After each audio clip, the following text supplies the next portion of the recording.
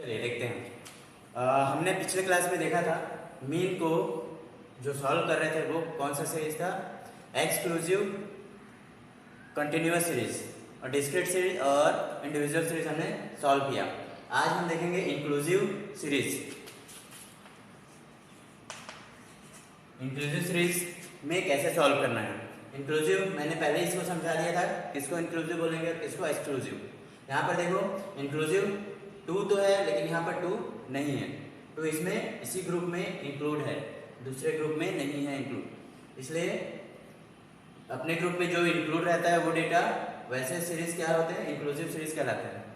ठीक है, इसमें हम देखते हैं कि कुछ प्लेयरों की स्कोर दिए हुए हैं जिसको एक रेंज में दिया गया है।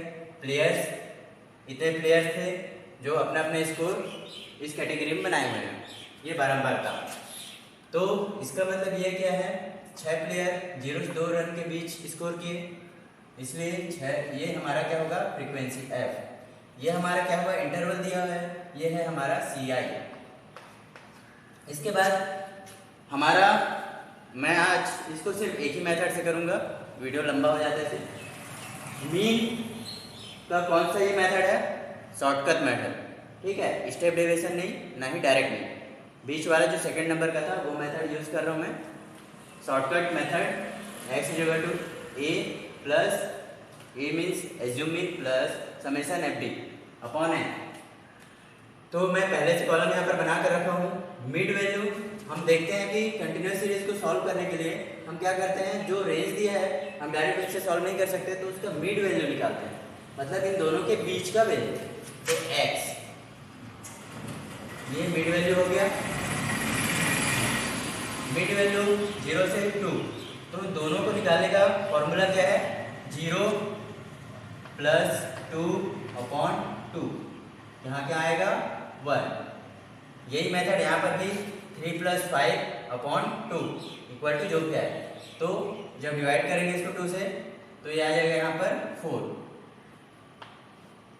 यहाँ पर वैसे तो सिंपली दिख रहा है, 6 और 7 के बीच में क्या है 7, लेकिन मेथड ये है यूज करना। अगर प्रॉब्लम होता है तो 9 और 11 के बीच 10 और इसके बीच 13, हमको मिड वैल्यू मिल गया है। तो मैं इसको मिटा देता हूँ।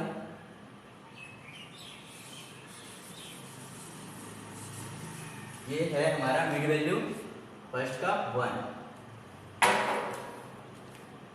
ये है डी विचलन।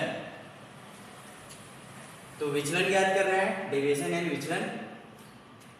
तो x अभी हमारा एक एज्यूम मीन मानेंगे। एज्यूम मीन बीच वाले को मानने से हमारा आंकड़ा जो है, नंबर जो है छोटे हो जाते हैं, इसलिए हम बीच वाले को लेंगे। अगर 6 होंगे तो किसी को भी ले लेना, ऊपर नीचे का नो प्रॉब्लम। यहाँ पर 5 है इसलिए बीच में आ रहा है, तो इसको ले लेंगे। अब x 1 है, 1 से हम क्या करेंगे, a को माइनस करेंगे।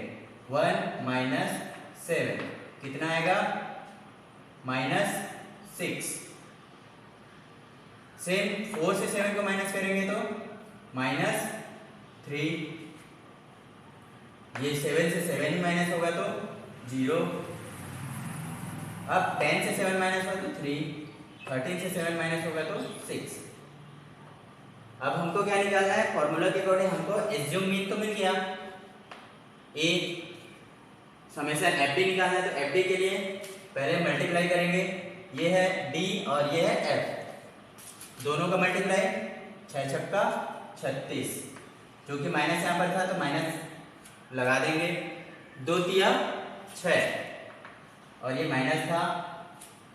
फिर उसके बाद 3 तिया, सॉरी यहाँ पर 0 से मल्टीप्लाई करेंगे तो 0 और 3 तिया 9, 2 छक्के 12, ये एफ डी निकला।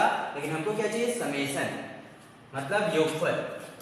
तो यहाँ पर इसका योगफल निकाल लेंगे, summation F D equal to कितना होगा, देखते हैं। यहाँ पर हो गया 42 और ये हो गया है हमारा पहले से माइनस में 42 और ये है 31। माइनस करोगे कितना हो जाएगा, ये 1 मतलब जोड़ेंगे तो, और ये 1 क्या है यहाँ पर, ये माइनस में है एक नंबर और एक नंबर जो है प्लस में है, क्योंकि हमको इसको जोड़ना होता है, समेशन निकालना है तो जोड़ेंगे। तो माइनस प्लस होने के कारण क्या होता है, ये घट जाता है। तो 42 से 31 माइनस हुआ और ये 11 हो गया। लेकिन देखते हैं हम इसमें बड़ा नंबर कौन सा है, 42। 42 का साइन क्या है, माइनस, तो यहाँ पर माइनस होगा। जब भी माइनस प्लस का कंफ्यूजन हो, हमको ये देखना है कि बड़े नंबर में कौन सा साइन है। बड़े नंबर में जो भी साइन होगा वही चीज आंसर में रहेगा। आंसर में 11 है तो ये -11 सॉरी।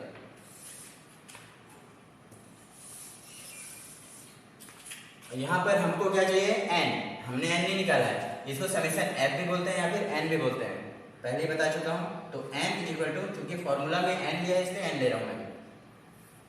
ये हो जाएगा टोटल हमारा 16।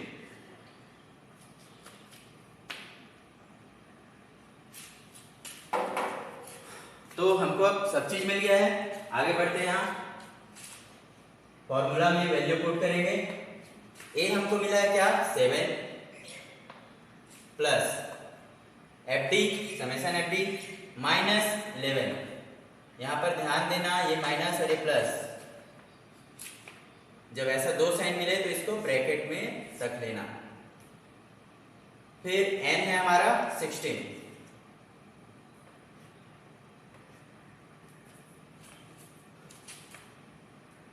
से इसको डिवाइड करेंगे 7 प्लस, तो 16 से जब डिवाइड करेंगे तो क्या आएगा, क्योंकि ब्रैकेट रहेगा, यहाँ पर माइनस है यहाँ प्लस है, ठीक है, दो साइन एक साथ नहीं हो सकते इसलिए ब्रैकेट। तो -16 से जब इसको डिवाइड करेंगे 11 को, तो पॉइंट सबसे पहले 0 फिर पॉइंट, तो क्या होगा, ये 110 बनेगा। अब इसको डिवाइड करेंगे 16 से, तो 16 का हम पहाड़ा पढ़ेंगे।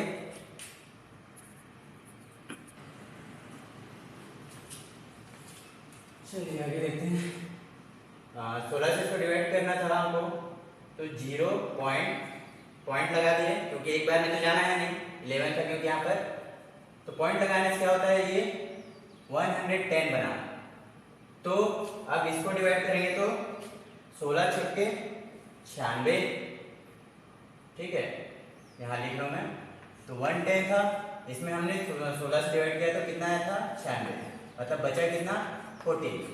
अब 14 को डिवाइड करना है, तो 14 को डिवाइड करेंगे तो दशमलव तो हम लगा चुके पॉइंट, तो इसमें डायरेक्ट अब 0 लगा देंगे।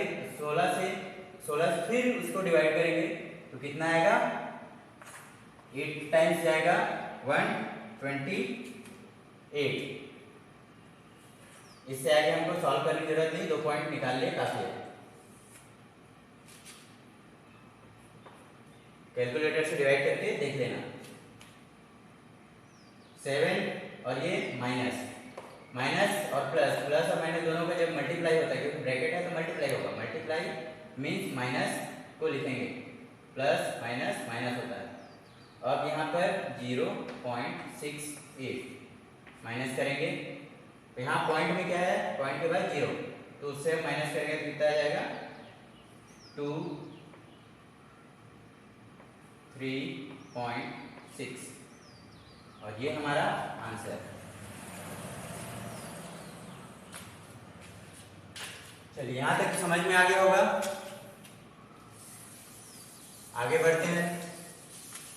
मीन का अब कैरेक्टरिस्टिक देखेंगे, इसमें कौन कौन सा कैरेक्टरिस्टिक हमारा यूज होता है, जो हमारे अच्छे सेंट्रल टेंडेंसी के कैरेक्टरिस्टिक हैं, वो इसमें कौन कौन सा इंक्लूड है।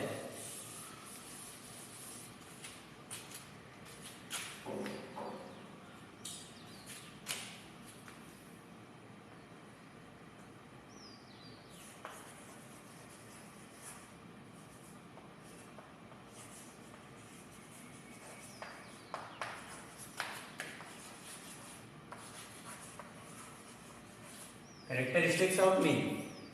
फर्स्ट,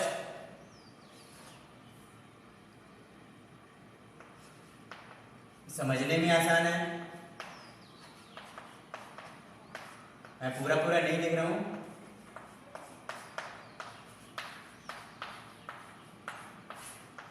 समझने में आसान वो है, आपने देख ही लिया। दूसरा, पूरे नंबर को हमको टोटल करना है और उतने ही नंबर से डिवाइड करना है। ठीक है, दूसरा है हमारा गणना करने में आसान।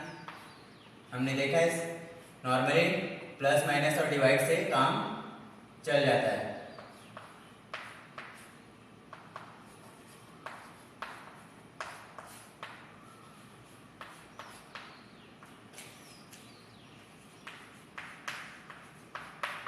गणना करने में आसान।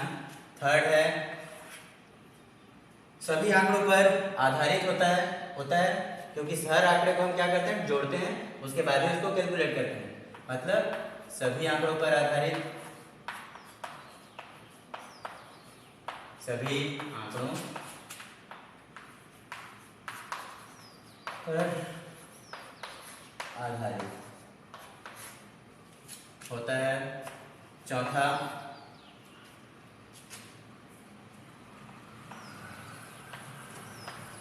कठोरता से परिभाषित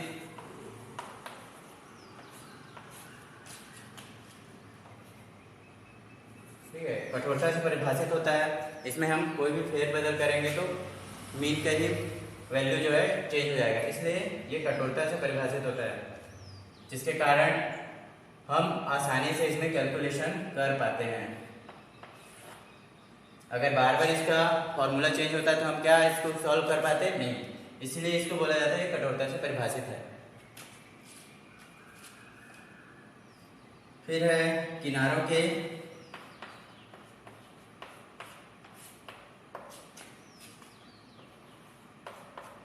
आंकड़ों से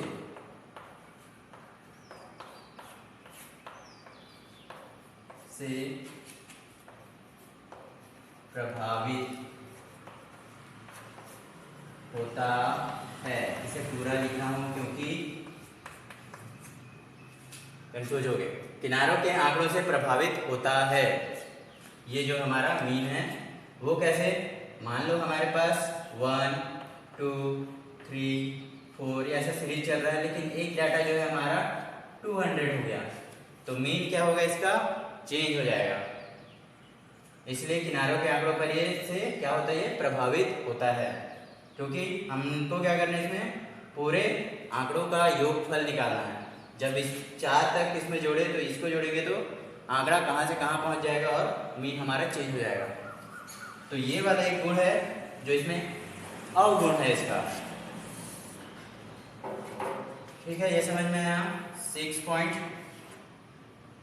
हम जो अच्छे केंद्रीय प्रवृत्ति के माप के गुण पढ़े हैं, 7 गुण, बस उन्हीं 7 गुणों को तीनों प्रकार के केंद्रीय प्रवृत्ति में यूज करना है। छठवां, न्याय दर्श में परिवर्तन से न्यूनतम प्रभावित है। प्रभावित पूरा लिख लेना आप लोग। अब न्याय दर्श में परिवर्तन से न्यूनतम प्रभावित मतलब जैसे हमारे पास 100-200 डेटा होंगे, तो उन डेटा में से हम क्या करते हैं, मान लो 25 कंटिन्यूस 25 डेटा को हम पकड़ के अगर निकालते हैं उसका मीन, फिर उसके बाद वाले फिर 25 को निकाल के अगर मीन निकालते हैं, तो उन दोनों में जो आंसर जो आएगा वो क्या होगा, लगभग बराबर होगा, मतलब उसमें न्यूनतम प्रभावित होगा वो क्या, सैंपल। न्याय दर्श मतलब होता है क्या, सैंपल। तो एक 100 आंकड़ों का समूह है, उसमें से हमने सैंपल के लिए क्या लिया, 25 आंकड़ों का लिया, स्टार्टिंग के 25 आंकड़े, उसका मीन निकाला। फिर हम देखते हैं कि थर्ड वाला और 25, थर्ड जो क्वार्टाइल होगा उसका थर्ड पर नंबर का जो 25 आंकड़े होंगे, उस आंकड़ों का फिर हमने निकाला, तो हम देखेंगे कि पहले वाले का जो मीन है और थर्ड वाले का जो मीन आया है वो दोनों लगभग बराबर होंगे, मतलब न्यूनतम प्रभावित होंगे इस फॉर्मूले से। तो ये इस वाला ये वाला गुण जो है इसमें सम्मिलित रहेगा। हमारा सातवां मेन पॉइंट, उच्च सांख्यिकी में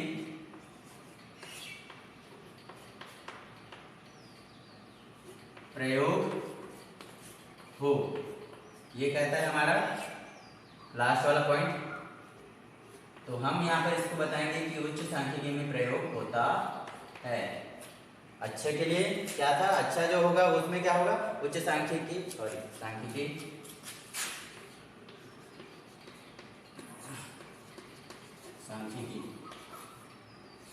उच्च सांख्यिकी में प्रयोग होता है।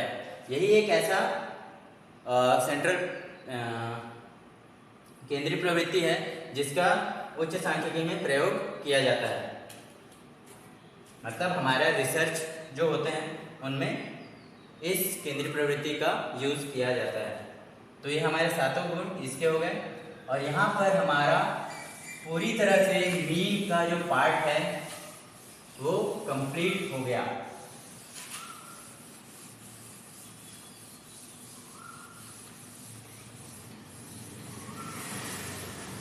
अब हम देखेंगे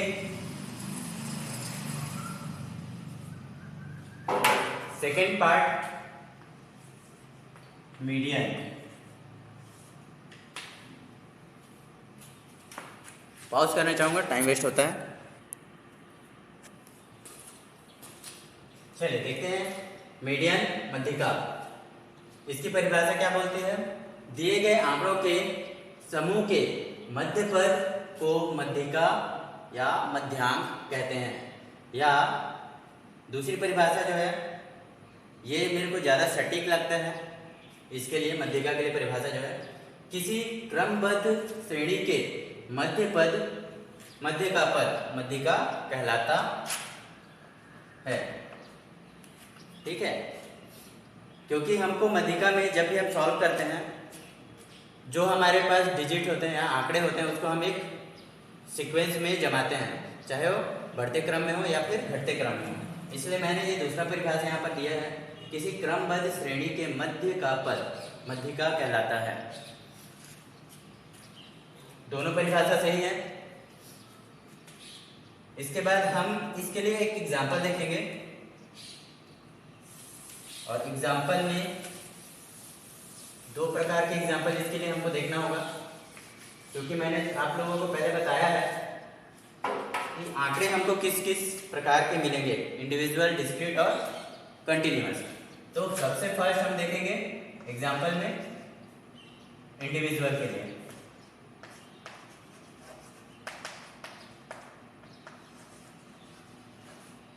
इंडिविजुअल सीरीज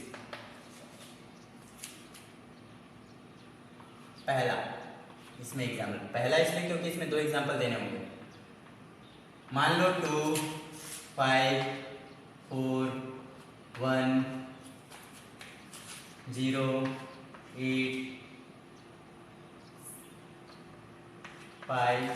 ठीक है, इतने सारे हमारे पास आ गए डिजिट। कितने डिजिट हैं यहाँ पर, मैंने दूसरी परिभाषा में क्या बताया था, हमको क्रमबद्ध श्रेणी चाहिए। तो ये अभी देखो, देखने से उल्टा सीधा जमा हुआ है, इसको हम क्रमबद्ध करेंगे पहले, तो उसके बाद आगे का प्रोसेस होगा। तो क्रमबद्ध करने के लिए बढ़ते क्रम में लिखते हैं, हल करेंगे तो श्रेणी को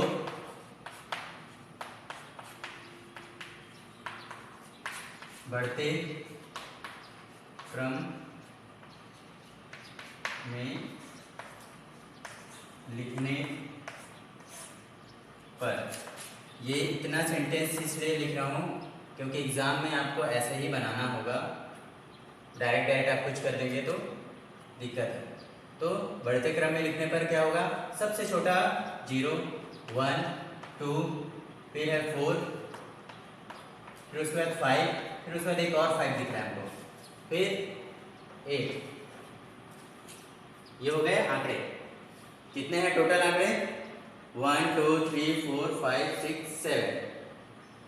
क्योंकि हमको इसमें पद ज्ञात करना होता है, मध्य का पद। वैसे देखने से, क्योंकि हमारे पास बहुत कम आंकड़े हैं, देखने से पता चल रहा है ये 20 का आंकड़ा ही है, लेकिन फॉर्मूला से कैसे आएगा, इसके लिए फॉर्मूला है और मीडियन का। ये कैसा सीरीज है, विषम पदों वाला।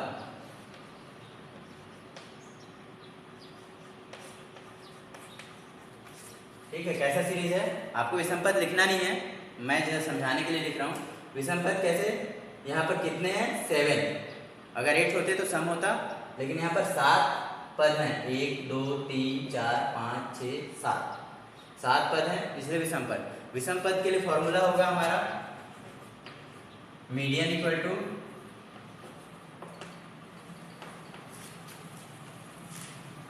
एन, कैपिटल एन भी लिख सकते हो, कोई दिक्कत नहीं है, एन अपॉन 2 वहां पर। परिभाषा में जो हमने पढ़ा है सेम वही हम निकाल रहे हैं, पद, ठीक है, कौन सा पद बीच में है उसको निकालेंगे। तो यहाँ पर एन कितना था हमको, हमारे पास 7 प्लस 1 अपॉन 2 वहां पर। सॉल्व करेंगे तो कितना आ जाएगा, 8 अपॉन 2 इक्वल टू 4 वहां पर बराबर।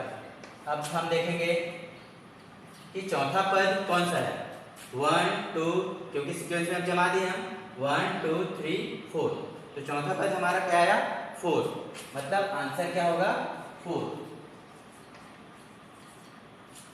This is the answer. ये हो गया विषम पद के लिए। मान लो अब हमको दे दिया सम पद, मतलब सम आंकड़ों की संख्या जो है सम हो। अभी आंकड़ों की संख्या क्या थी, विषम थी। अगर हमको यहाँ पर आंकड़ों की संख्या सम कर दे, मान लो यहाँ पर एक और इसमें दे दिया एक और 5, ठीक है, तो एक और 5 दिया, तो यहाँ पर हम ऐड कर लेते हैं उसको, क्योंकि हमको एक बढ़ते क्रम में जमाना था, तो बढ़ते क्रम में हमने जमा दिया। लेकिन यहाँ पर अब फॉर्मूला थोड़ा चेंज हो जाएगा, मिटाना चाहूंगा मैं क्योंकि जगह कम पड़ेगा।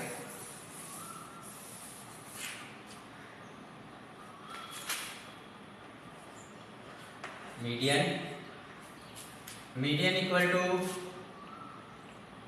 n अपॉन 2 प्लस 1 वहां पर, ठीक है, प्लस n प्लस 2 वहां पर, पूरे के बटे 2। ये है किसके लिए, सम पदों के लिए। यहाँ पर सम है 1 2 3 4 5 6 7 8 पद, मतलब सम संख्या विषम संख्या तो पढ़े ही होंगे, तो सम पद है यहाँ पर। अब इसको सॉल्व करेंगे, कितने पद हैं 8, n की संख्या कितनी है हमको 8 मिली है, तो 8 बटे 2 प्लस 1 वहां पर, प्लस 8 बटे 2 वहां पर, पूरे के बटे 2। अब इसको सॉल्व करेंगे तो 2 चौक 8, ठीक है, कितने बार में भाग जा रहा है 4 बार, तो 4 और 1 5 वहां पर, प्लस यहाँ पर 2 चौक 8, चौथा पद बटे 2। हाँ, वीडियो में दिख रहा है, मैं ऊपर को मिटा रहा हूँ अब, क्योंकि नीचे मेरे पास जगह नहीं है।